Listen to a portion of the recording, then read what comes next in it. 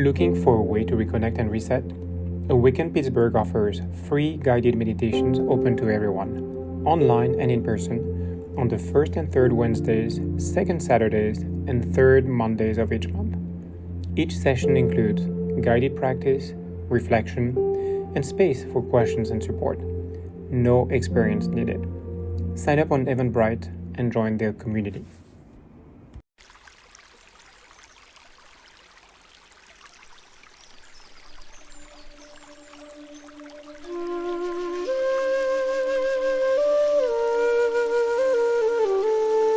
Hello friends, my name is Stephanie Romero and I am the founder and executive director of Awaken Pittsburgh.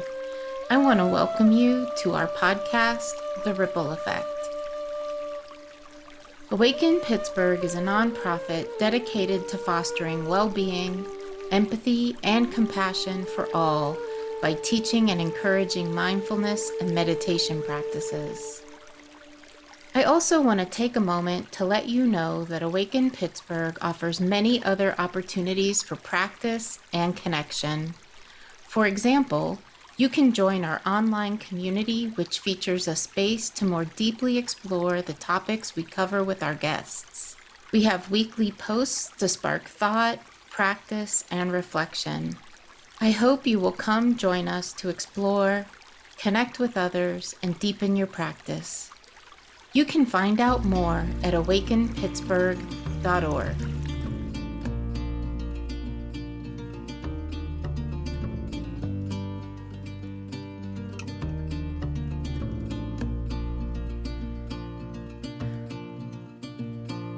In this episode of the Ripple Effect podcast, I am really grateful to be joined by Bonnie Weiss.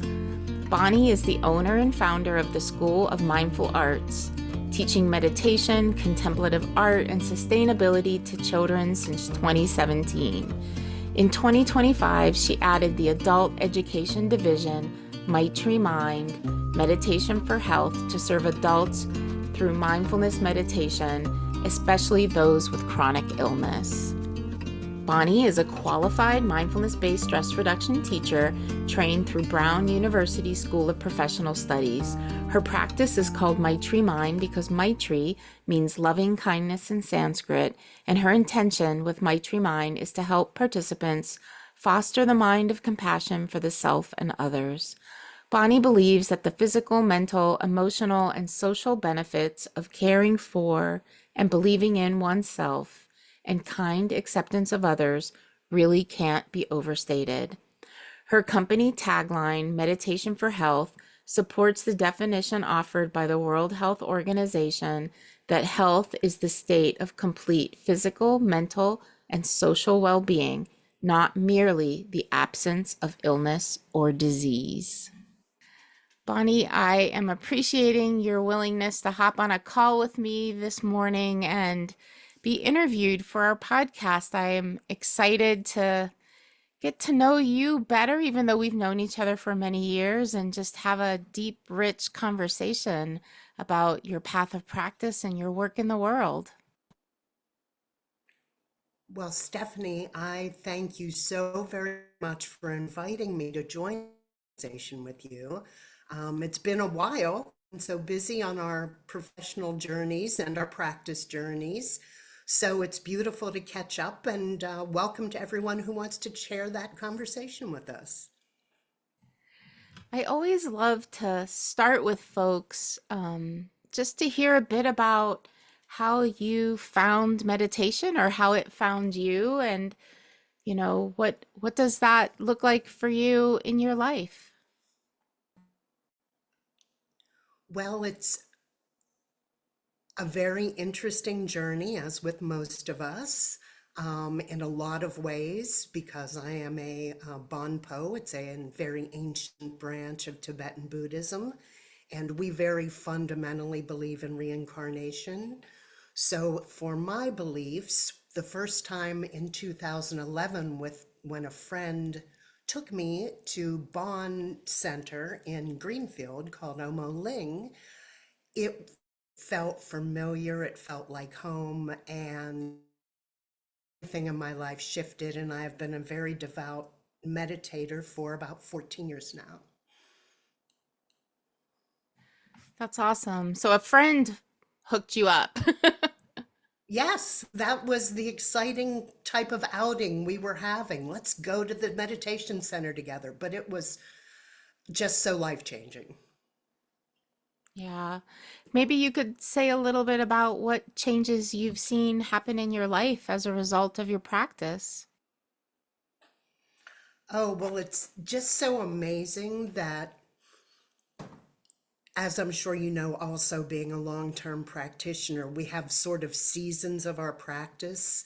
In the beginning, I was very gung-ho about formal meditation practice and training my attention and focus. And then after, I don't know, 5 or 6 years, I felt like, okay, now I want to live the life. And I focused more on informal practice. But now it's all cycled back around. And after 14 years, I feel like I need the balance. I need formal and informal practice. So I try to live my life in a way that I'm fully present and aware and non-judgmental and being mindful in the everyday things like washing dishes and petting my cats. But I also have a formal practice of about 30 to 45 minutes each morning and 15 minutes in the night. What does the what is your formal practice usually looking like these days? Oh, my formal practice is usually a combination of mantras and silent meditation, also generating compassion practices. Yeah, that's awesome. I always love the compassion practices. They're my favorite. Yeah. Right up there with gratitude practice, which I work on gratitude practice when I'm doing chores. It's a real reframe for me to think about things like I get to do the dishes from this large meal I had with my loved ones instead of it feeling like an unpleasantness, having a judgment about it. So gratitude practice is for me one of my favorite informal practices. Yeah, that's beautiful. I like that. I like that. Trying to switch up the things that we may have aversions to welcome them with gratitude. I like that a lot. I'm really curious around how you have found meditation to support your own path with mental health and well-being. Well, that is really pivotal to why I've founded the new adult education facet of the School of Mindful Arts. About 3.5 years ago, my husband was hit by a car and killed instantly 5 days before Christmas.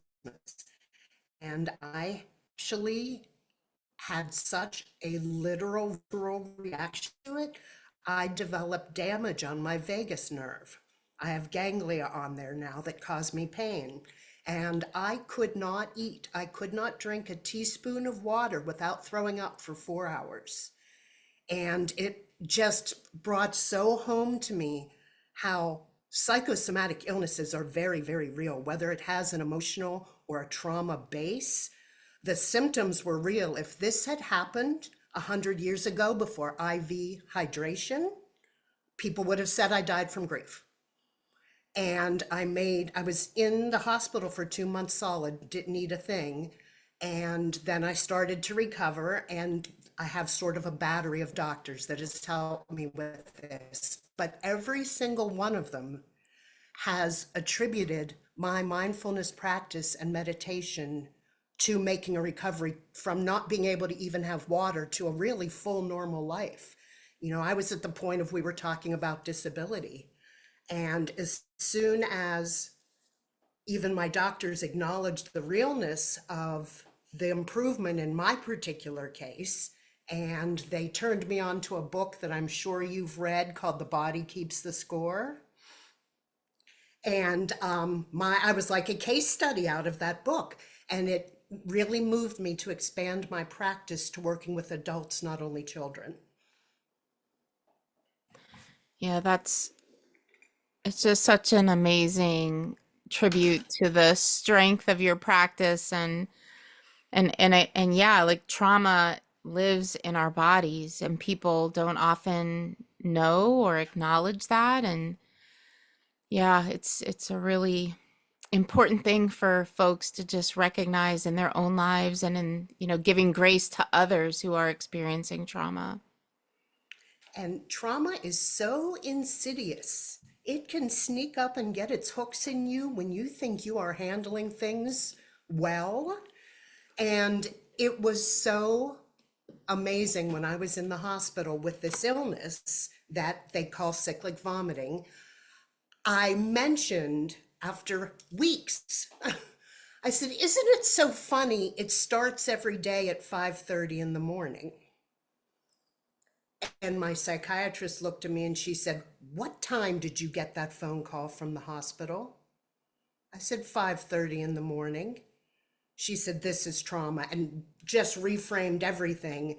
And then the meditation part became a really much more than anti-nausea meds. The mental health wellness from the meditation became our frontline defense. Well, that's actually so striking and amazing that you were able to make the connection about the time. I know I've had friends and people that I care for in my life be survivors of different types of trauma. And sometimes, like, an anniversary will trigger a trauma response in people, the anniversary of a traumatic event.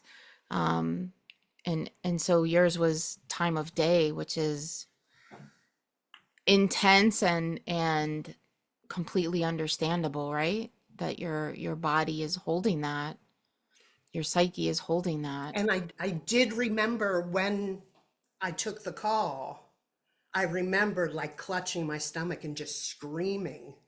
And it was that moment that we figured I was reliving. And that Yeah, was what made it come out in the vagus nerve stomach pain.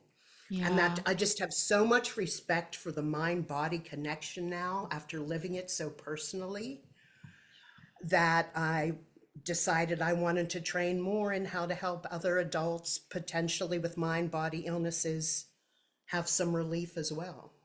yeah, yeah. I really appreciate so much when I interview people or just people that I get to know with that are meditators that feel deep support from their practice, changes in their life, and immediately are like, how can I share this with others? It is yeah, it's one of the things that I think people don't always think about with meditation. We often think of meditation as this very solitary introspective act, but actually for me, it has been the thing that connects me to the humanity, the sufferings, the joys, all of the human experience that we all have. And in that connection, knowing that this resource helps me feel settled, helps me feel centered, wanting other people to have that experience too. So I'm just kind of reflecting that it's just making me really happy to hear that that's how it went for you because that's how it goes for me a lot and it's just quite beautiful. Well, I think that the social aspect to me is a very important facet of living a mindful life. All the work on the mat and on the cushion doesn't matter if you cannot bring it to how you move through the world with grace and dignity and kindness and acceptance, careful words, that we have to live it. And sometimes we don't proselytize. It's just people seem to ask a lot. You seem so calm and you had so much going on. What happened? What changed? Or in this modern American world, what are you taking? That's funny. What are you taking? Yeah, yeah, yeah, Well, yeah, because this is a prescription-driven society, people think when yeah, you all of a sudden have improved mental health, oh, you must be on a drug now. yeah, that's interesting. Yeah, nothing against medication, folks, but No, there, I also take that. I absolutely yeah, do, but it is not the only, it's just funny to me. That's the yeah, the explanation people will go to first, when to me, it's part of the package. Yeah, interesting. So, just kind of, you already named that you've been begun to work with adults, but I would really love to, I knew you some years ago when you were working with kiddos mostly. And so, what back then led you to wanting to bring meditation and mindfulness to children? And then maybe after that, we can dive a little bit more into what you're working on now with adults. That sounds wonderful. Well, as you know, I started the School of Mindful Arts with a goal of bringing mindfulness meditation, contemplative art, and sustainability studies to children back in 2017. And at that point, I remember, Stephanie, you were heavily working with school administrators, and it was just such a beautiful meshing when we first met, because I was sort of doing a bottom-up approach, teaching children, hoping they'd bring it to the classroom, bring it to their homes. And through Awaken, you were teaching a top-down approach from administrators to educators, and then the educators brought it in the classroom. So I felt really good, like we were covering similar things in a different way, and found your friendship to be really rewarding and inspiring at that time. And it honestly came about as part of the same trauma that later led to my husband being killed, is that he suffered from addiction. And in the 20 teens, he decided family life wasn't for him. And I had been a stay-at-home mom, and I had to figure out, what am I going to do? And luckily, because I was a young mother, it was easy to get a job at a preschool. And then I started observing how different how I raised my children was from your standard preschool carrots and sticks, make a better choice without explaining what that looked like. And so I just started thinking, well, I can do this in the classroom, but I have something else I'd like to bring to children. And that's when I started writing my curriculum. I'm really curious, you named contemplative arts, and so I would love, just for folks who maybe don't understand what that actually looks like, what does how did you integrate contemplative arts? What is that for you? Well, for me, contemplative arts are using visual or sculptural, some kind of creative process, even journaling, ikebana, anything that you can have a mindful awareness and a full presence becomes a contemplative art. By calling it contemplative art, it's really, I'm defining the quality of presence I hope to provide the environment for people to bring to their creation. And with kids, they still exist in that world where they're so alive and the creative that it's really very easy, and just want to create the materials that are age appropriate. Bear in mind the attention span can be short, small motor skills. But with adults, it's very fascinating. I will say strict MBSR, mindfulness-based stress reduction, does not have a contemplative component, but there's a beautiful leeway within the program that you can bring things in that give your own character and flavor to the courses. So the MBSR that I've taught so far, I have brought contemplative art in. I had a retreat last month, a day retreat, and I did with the adults a craft I have been doing with children for 10 years. We sculpted lotus flower tea light holders, and we did it in silence. I gave the directions beforehand. I invited everyone to really experience the clay we were using with all their senses. And we also happened to be in a really beautiful garden setting.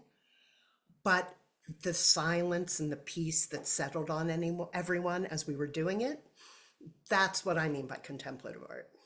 I love that. That's really beautiful. And then just for folks who are listening that don't know what Ikebana is, maybe you could say what that is. Oh, it's a oriental form of flower arranging where the different planes of the horizon and the skyline are represented, and it's considered a meditative process in the East. Yeah, thank you. Yeah, I love that. I love all of that. And yeah, there's a certain quality to art creation that can facilitate presence, right? And so I really love that you're bringing that into the work you do with kids and adults. And maybe now we could, well, there's so much that I want to follow up on. I want to follow up a little bit on having a partner that was struggling with addiction and how you think through that journey, your practice has been supportive of you in working with that. I so strongly am grateful for being an observer, hopefully sometimes a helpmate to someone with that journey, because it really just taught me so much humility, and it helped me with my compassion practice so much. And conversely, having my mindfulness meditation practice helped me to be able to be a little less reactive, take it less personally, um, and have more compassion and less judgment. But it's very hard. Anyone who's listening will know it's when the bills are due and you don't have groceries and someone has spent all your money on drugs, it is very challenging to come from compassion. But the practice actually helped me with that because it just has that power. That's that's such a heart-wrenching experience, Bonnie, that you've lived through, both with the working with the addiction of your partner and then his death, shocking and surprising, all of it, right? And I'm so But yet it's so comforted. common. It's so, It so is. common. And that's why, I have compassion for myself and non-judgment. I've certainly done a lot of work and unpacked in what ways I was codependent, in what unhealthy actions and mindsets I participated in.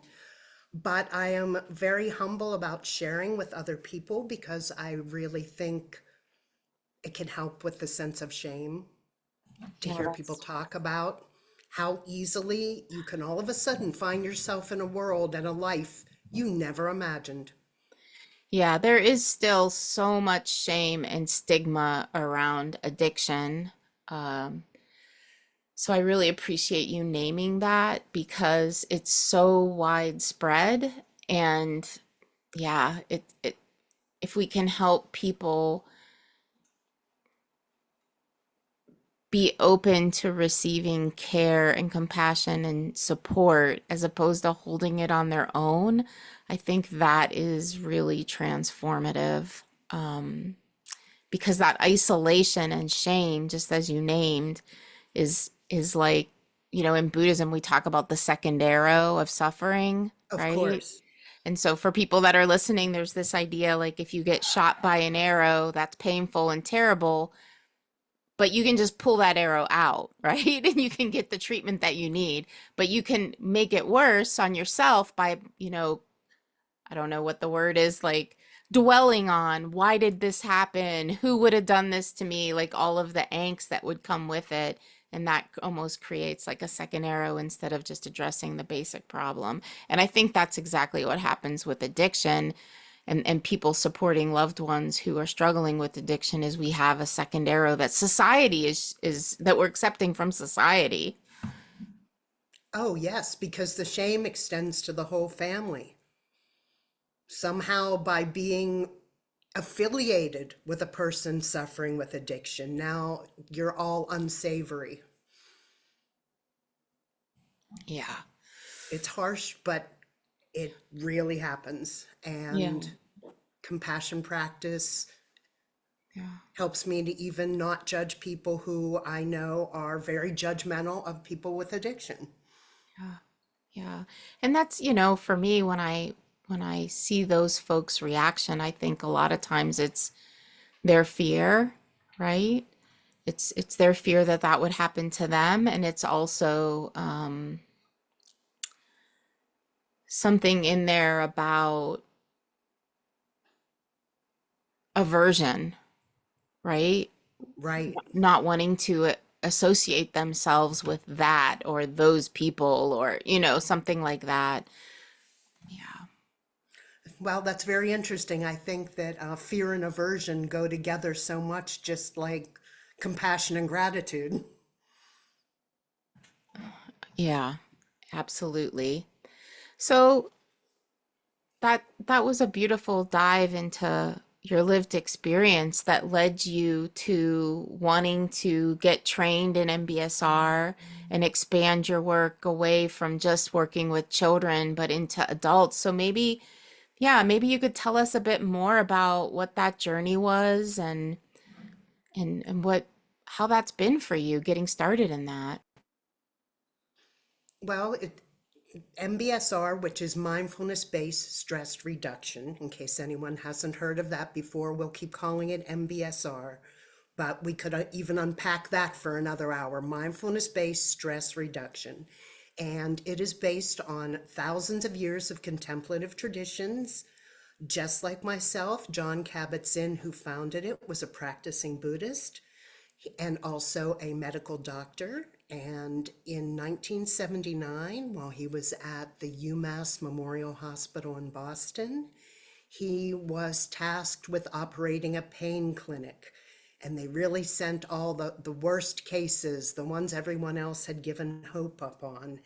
And he started working on an 8-week curriculum that is based on Buddhist meditation, but it's entirely secular, and it has become increasingly scientific in the past 40 years. The aggregate data about the success rate is pretty amazing.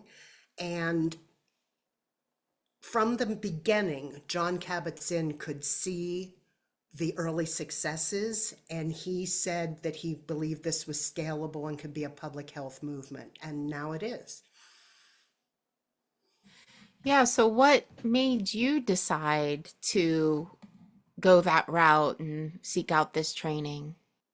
Oh, because it is the gold standard for using meditation in medical settings, because there's so much, it started in a hospital and there's so many studies about it. And since I really would like to have a focus on helping people with mind-body illnesses, I thought I needed to have the most medically credible training. That makes sense. Yeah, that makes a lot of sense.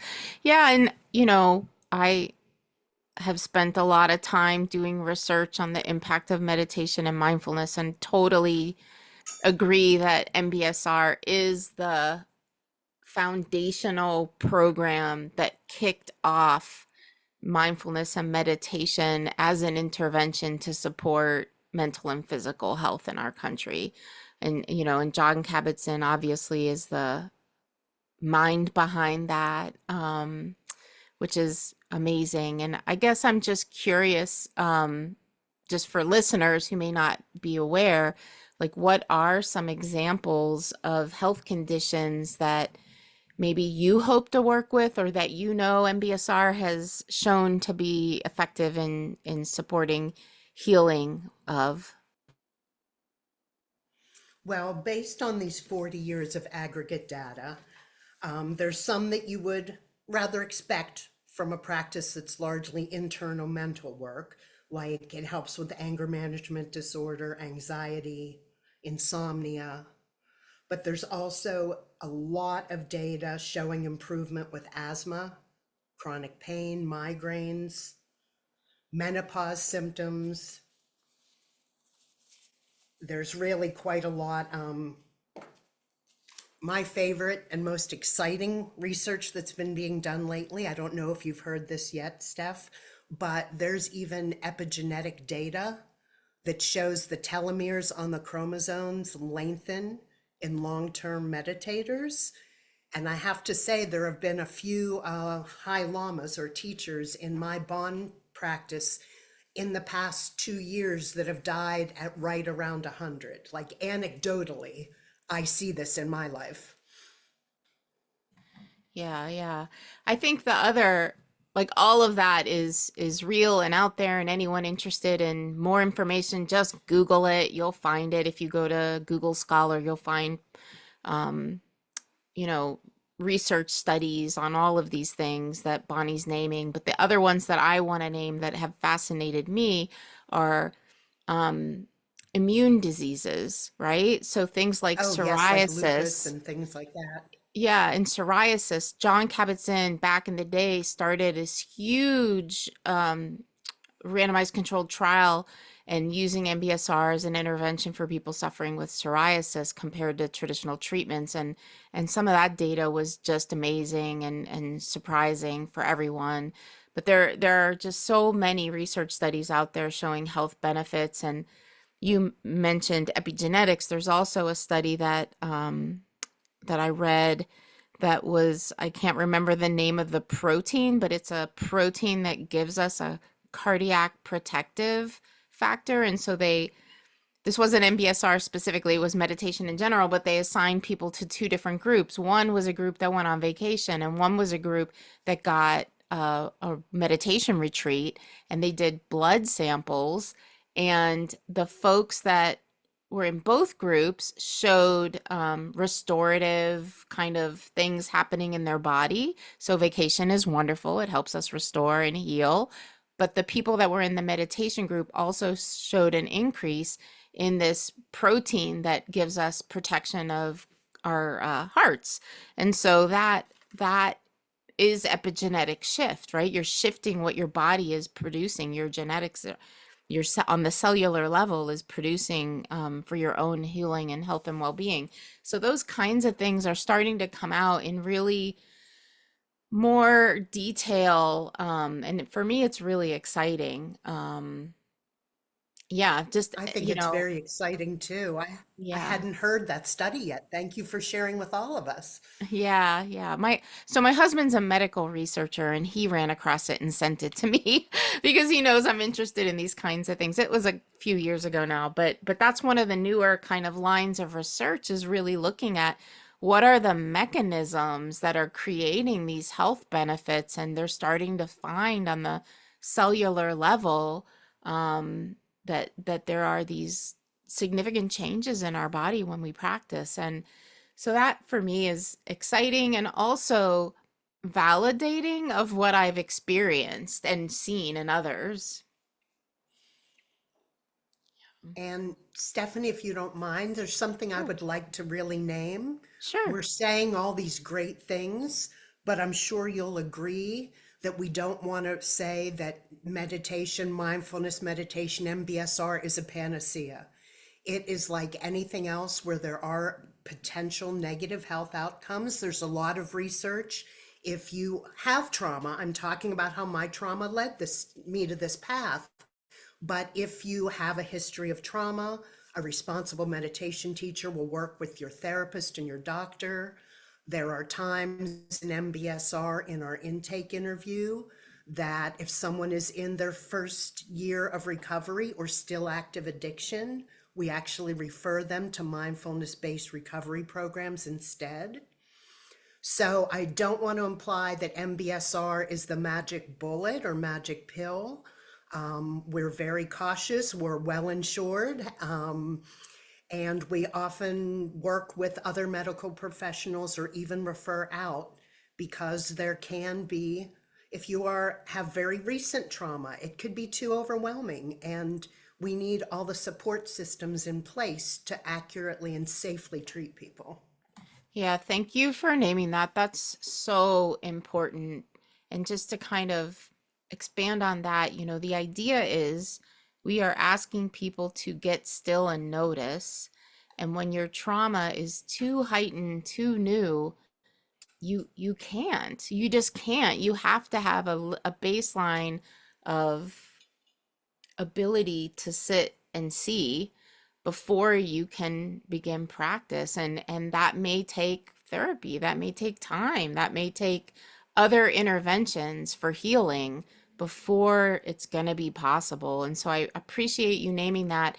And on top of that, certain forms of psychosis, it's actually like counterindicated to meditate, so it's been shown that even in traditional Buddhism, that folks with certain mental ailments or differences, just really meditation's not going to work for them.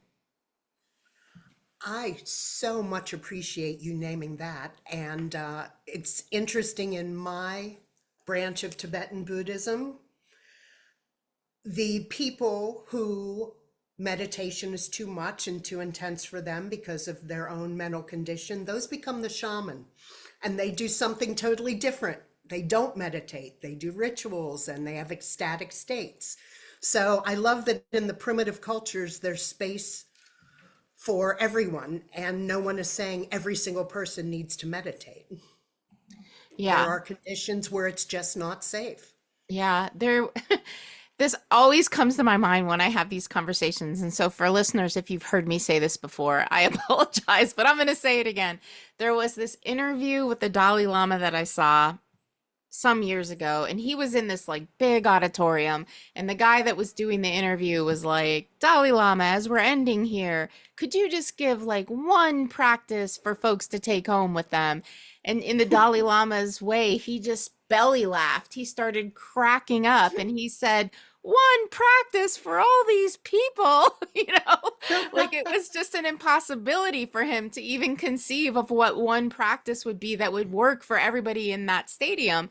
And, for me, that was just such a clear example of the wisdom of traditional teachers in understanding that each one of us in each moment needs something different. There is no panacea. There is no one size fits all. It just doesn't exist. I think that it must be why there's so many jokes about someone climbing the mountain to ask the guru at the top what's the answer. The joke is there is no panacea. There is no one answer. Yeah, that's exactly right. There is no one answer because even across, like I've been practicing for a little while now, even across my life of practice, and you described this in your description of your own journey of practice. My practices have changed greatly, and day to day they change, and you feel into where you are in the moment and what you actually need to be supportive of whatever's going on. And how would I know what that is for you?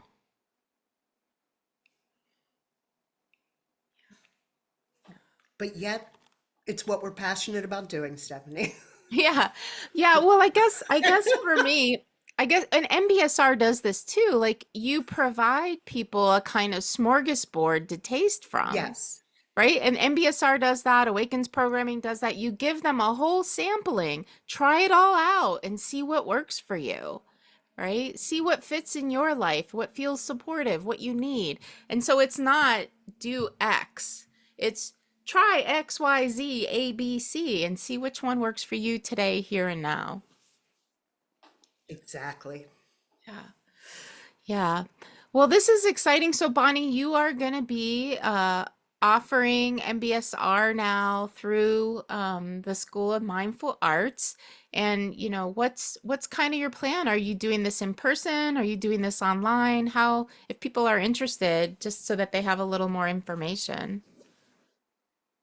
Well, I know you're going to share all my data at the end, and if anybody wants to contact me or feels like something I said resonated with you and you'd like to talk about meditation, it will be easy to get in touch with me.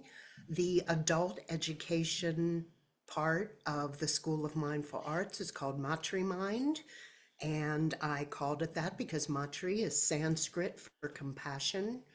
And I really think that helping people find the mind of compassion for the self and the other has just amazing physical, mental, emotional and social benefits, and that's really what I would like to help give people.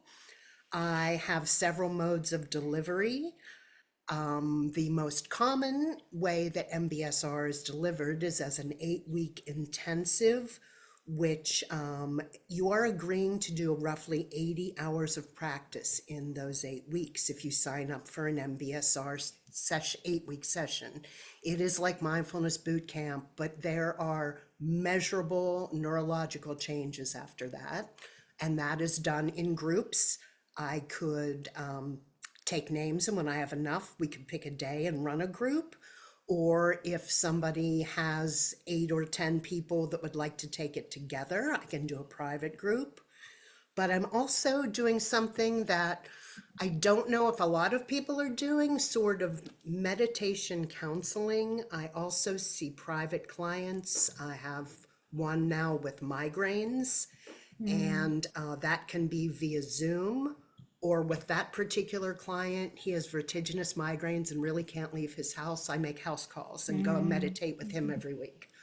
So there's a lot of different ways to get these services to you. And of course, all the things I don't cover, Awaken has 1,000 more facets. A lot of the things that I was thinking when I do my pre-screening and maybe refer someone elsewhere, Awaken would be a path I would send them to, because you certainly have the resources for addiction recovery and a group for that. So Yeah, yeah.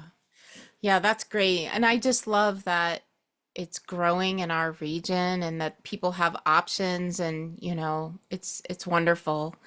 I guess as we're starting to wind down, Bonnie, was there anything you were hoping to share in this call that we haven't talked about? Anything that we missed? one thing I wanted to say right at the beginning, and then we just dove right in, is how much I love the name of this podcast. I think it so wholly embodies what we are trying to do in this region. All of us, our mindfulness community, the ripple effect. It's so spot on, very inspired. Oh, thank you. Thank you for that. And we did mention a few resources for people. You, of course, are resources. Olmo Ling, the Bund Center, if you're here in Pittsburgh, is a great resource. I've been there and practiced there. Temple Lama's great. I guess is he considered the abbot? Is that his title? I don't know. Um, he likes to We be called our llama. I have never Okay. heard him refer to himself as an Abbott. abbot. Okay, cool. The llama there. And then you also mentioned the book, The Body Keeps the Score, which is a wonderful book if anyone is struggling with trauma or has a loved one that struggles with trauma. I love that book. But do you have any other resource that if someone is curious about anything that we're talking about, maybe MBSR, that you would want to point people to get a taste? Well, I think that for anyone with families who is interested in finding out more for children, my biggest tip would be trying to have mindful interventions when your child is melting down is like trying to teach them to swim when they're already drowning. It is too late when they are in crisis. So I strongly encourage parents, teachers, families to have mindfulness practices like deep breathings and count 3 things you see that are your favorite color if you're starting to see someone reaching into overwhelm, and lay that groundwork so that when the meltdown occurs, the kids have those resources for self-regulating. You want to get it in their toolbox during calm, happy times when you're forming memories together so they can access it when they need it. And as adults, the way we process isn't all that much different. Yeah, I think that's just such an important point is that we have to have the foundation of practice already present. I like to think of it as like we build that neural pathway of self-regulation day to day so that when we're having the stressful moment or like you said, the meltdown for a kiddo, it's there already and we can access it because you can't access it if it's not already there. one of my advisor and favorite teacher at Brown, where I'm studying MBSR, she calls our embodied presence our money in the bank. That when everything's happening and you don't know what to go to, you can go to your practice. That's sweet. I like that. Great. Awesome. Well, thank you so much for such a lovely conversation and openly sharing your struggles with others. I really appreciate your vulnerability in this conversation. Well, thank you for having me. I am deeply moved and inspired by what you do for the whole county in so many different facets. And I'm very honored that every now and then our focuses overlap and we can support each other. This has been lovely. Awesome. Take good care, Bonnie, and just keep doing the good work. Oh, you as well. Thank you.